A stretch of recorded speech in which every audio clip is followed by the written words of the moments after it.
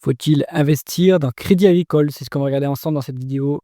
Si vous n'êtes pas abonné à la chaîne, faites-le et activez la cloche. On commence tout de suite avec le cours de l'action Crédit Agricole. On est sur un plus haut de 10 ans. On a dépassé même le plus haut de 2007. Excellent. Est-ce que c'est le plus haut absolu? Oui. Bon, on est sur les records. Est-ce que c'est encore le moment d'attraper d'aller sur cette action? On va regarder ça. Alors, première chose qu'on va regarder pour une banque, c'est la croissance des actifs tangibles. Actifs tangibles pour une banque, ça va être les contrats de prêt qu'elle donne à ses clients, qu'elle vend à ses clients, les produits dérivés dont elle va disposer, les obligations, enfin tous les actifs financiers qu'elle détient.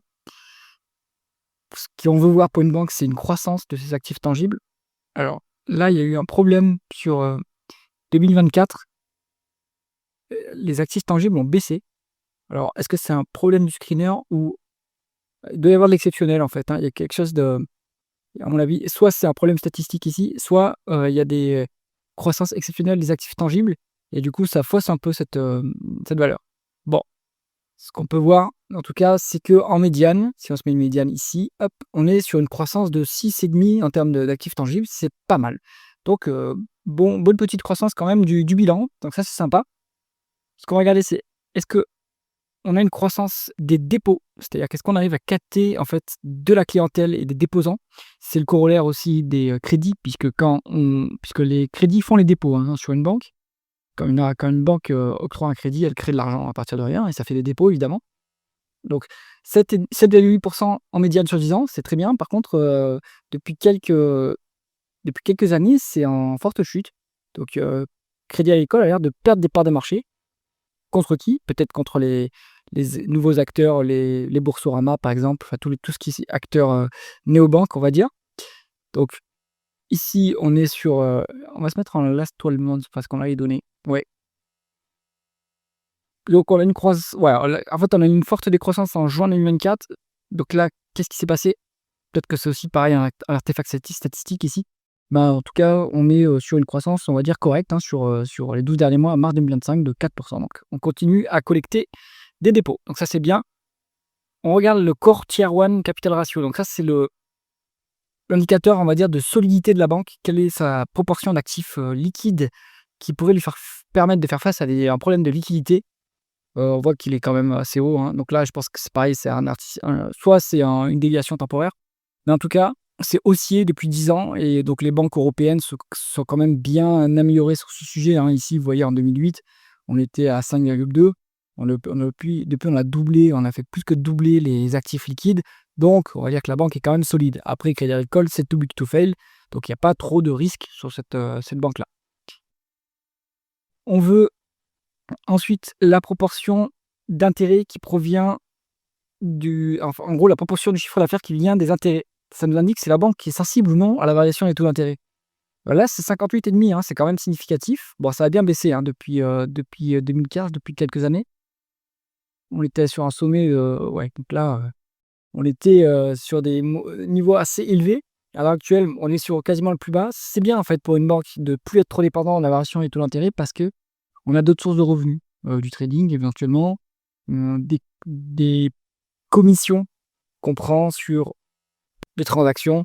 On fait aussi de la fusion-acquisition, enfin du conseil. Ça nous permet de récupérer des commissions, donc ça c'est bien, ça baisse et c'est intéressant.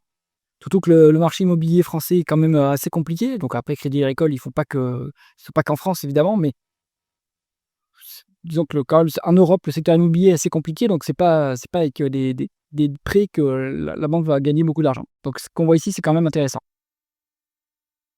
Alors à chaque fois ici, je regarde les prix non performants par rapport au total des actifs. Bon, on est quasiment à quasiment rien. Quand je vais fermer ceci, pardon, hop, on est à 0,55, ce qui est pas grand-chose. Et par rapport au total de prêts, on l'a ici, hop, on est sur 1,13. Donc ça a bien baissé, hein, pareil. Donc là, le sommet, ça a été, voilà, hein, le temps qu'on purge, on est allé jusqu'à 6%, ce qui est énorme. On veut que ça soit proche de, allez, à 1%, enfin que ce soit quasiment nul, hein, comme qu'on n'ait pas de prêts non performants. Donc là, ils ont quand même bien purgé tout le passif, ça c'est bien. Ensuite, on va aller regarder rentabilité. Donc pour une banque, on regarde le rendement des fonds propres et en fait, c'est pas terrible, hein, c'est pas terrible quand même pour une banque. Une banque, ça a beaucoup de leviers et malgré ce levier assez important, on arrive à générer que 6,5 en termes de rendement des fonds propres. C'est pas terrible, hein, franchement, on pourrait s'attendre à mieux, mais en plus, la médiane, elle est pas très élevée, hein, donc dans l'historique de la banque, on est quasiment sur la médiane. Donc là, c'est pas ouf. On veut 10 de rendement des fonds propres sur une banque minimum, vu le levier qui est engagé. Ici, c'est pas le cas, donc c'est pas très qualitatif en réalité, hein. Maintenant, on peut regarder le dividende, hein, la rémunération de l'actionnaire, ce qui est intéressant, hein, pour une banque. Alors ici, est-ce il manque de la donnée ou alors la banque ne versait pas de dividendes? Dommage. Bon, en tout cas, on a 4 milliards de dividendes à la louche sur 8,6 milliards de bénéfices nets, donc le payout ratio, il est pas trop élevé. Ça, c'est bien. Est-ce qu'on a de la dilution? On a, semble-t-il, un peu d'actions qui sont émises et rachetées après. Donc, bon, globalement, en fait, le nombre d'actions, globalement, on n'a pas trop de dilution. On en a eu évidemment ici, hein, tac, en 2008, dilution. Après, quand même, on a eu de la dilution assez régulièrement. Et ça semble s'être calmé depuis 2021. Ça, c'est pas mal. Le rendement de l'actionnaire, il nous est calculé à 8,5%, ce qui est quand même élevé, hein. Donc vous avez ça vient du dividende en fait et il est quand même assez copieux, hein, ce dividende sur Crédit Agricole. D'un point de vue valorisation, on va regarder en termes de PER d'abord, pour une banque. Hop, on regarde le PER, il faut que ça soit en dessous de 10, hein, pour une banque. Sinon, c'est pas intéressant parce que le secteur est quand même mature et risqué. Donc il nous faut une décote. Bon, bah, ça semble être le cas, hein, quand même pour Crédit Agricole. On est à 5,4, c'est quasiment rien. La médiane, elle est à 10 sur l'historique. Elle a 8,5 sur 10 ans. Bon, vous avez quand même une bonne décote là-dessus. Et l'autre marge de sécurité qu'on veut, c'est une décote sur actifs tangibles. Et vous l'avez également sur Crédit Agricole. Vous avez 20% de décote sur actifs tangibles. Bon, la médiane, c'est quand même 0,7, hein. Par rapport à ce critère-là, on serait un peu surévalué. Mais en réalité, bon, on veut surtout que ça soit inférieur à 1 et qu'on ait une décote sur bénéfice net. Donc ici, vous avez assez une marge de sécurité, à mon avis, sur Crédit Agricole. Conclusion du dossier, intéressant, hein, toujours intéressant à ce prix. Si vous aimez les dividendes assez copieux et finalement il est bien assuré ce niveau de dividende. Vous avez 2 marges de sécurité, via les décotes. Voilà, pour ceux qui aiment, acheter des banques, je pense que Crédit Agricole, c'est tout à fait intéressant. J'espère que cette analyse vous a plu. Si c'est le cas, mettez un pouce vers le haut et pensez à vous abonner à la chaîne. À bientôt.